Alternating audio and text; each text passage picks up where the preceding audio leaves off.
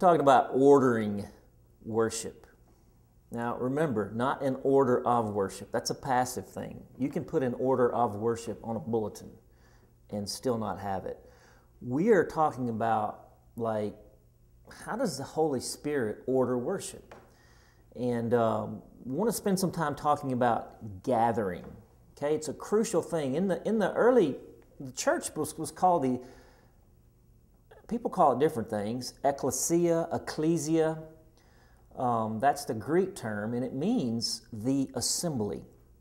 It's borrowed from just the culture.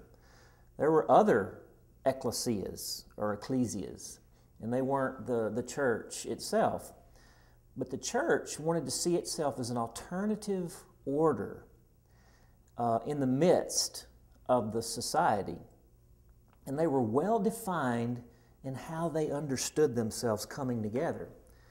We've kind of lost that a bit in the church today. In a lot of churches, you'll see it done quite formally, and it just passes right over people's heads. But then you see a lot of churches these days, I call them donut churches, where it's just like you grab a coffee and a donut. Now, I'm not against coffee and donuts because I can love me some Krispy Kremes. But it's just so... There's a difference between informal and casual. It's okay to have an informal dynamic with worship, but it's never okay to be casual.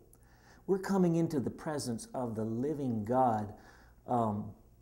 Annie Dillard, in one of her books, says that, the ushers should be giving us crash helmets and lashing us to the seats. Being in the presence of God. It's not just cozy up with a donut and coffee and kind of start singing the upbeat song.